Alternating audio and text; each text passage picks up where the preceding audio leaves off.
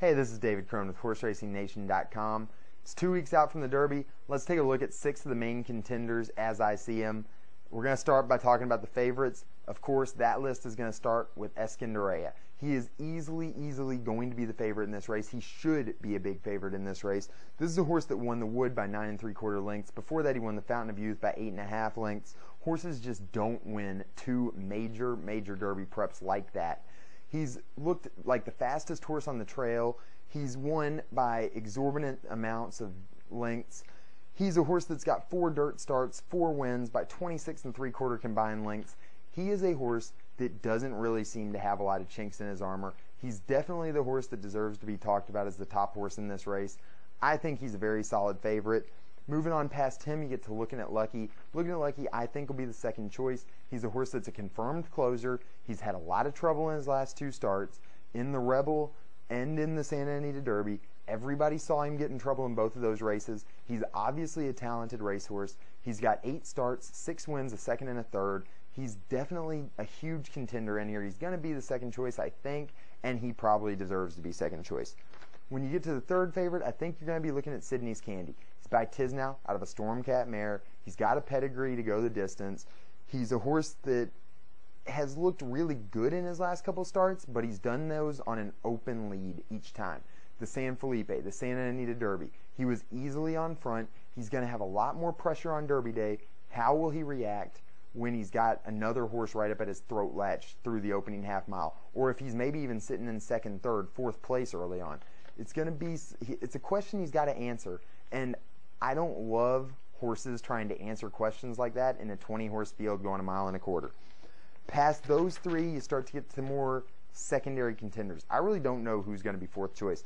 If I was taking a guess right now, I think it's going to be Endorsement. He's the horse that's getting a lot of hype coming up to the race. He's a horse that ran really fast in the Sunland Derby. He's a nice horse. He's a really nice racehorse. He's got a huge pedigree. He's by Distorted Humor. He looks the part. He looks like a horse that should get the Derby distance.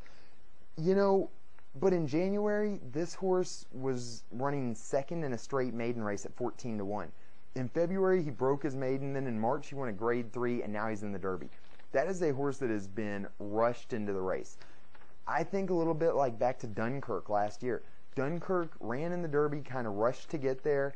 Then he ran pretty poorly, got injured, never raced again. So I don't love these ultra lightly raced horses that are making this big a jump back to back, you know.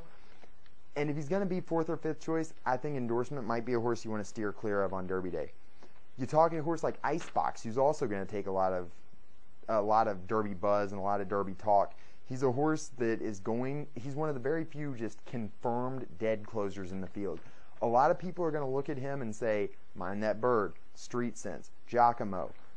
There has been a little bit of a precedent lately for dead closers to get up on Derby Day, but you still have to think, this is a horse that's going to have a lot of traffic. He's a horse that hasn't run exceptionally fast, and you know, the horse that also closed a lot in the Florida Derby with him just ran pretty poorly at Keeneland in the last week. So, I don't know. To me, Icebox looks like a horse with some flaws. He's going to be pretty short. People are looking for that dead closer, and he might kind of fit the bill, but I don't know if he really stacks up with the top few in here. To me, the horse that I kind of think is the interesting one right now is Awesome Act. Awesome Act ran a big race in the Gotham when he won that race easily. He then came back into the Wood, ran 3rd, but he threw a shoe early. He got a pretty tough trip. He never ever looked settled. He was under a stranglehold the entire way. He just never looked comfortable with the really slow pace in the Wood. He looked a lot more comfortable with the really fast pace in the Gotham. He should be getting much more of that fast pace when they come to Kentucky. So I think Awesome Act fits a lot better in this type of spot than he did in the Wood. I think he's going to make a big step back forward into here. I think he's a really live horse that might be the 5th or 6th choice. So that's kind of an early look at these Derby contenders. Make sure you check out more at HorseRacingNation.com. Check out the Derby rankings. Make sure you vote on those horses. Make sure you check out all of our new content. This has been David Crone with HorseRacingNation.com. Stay with us through Derby Day.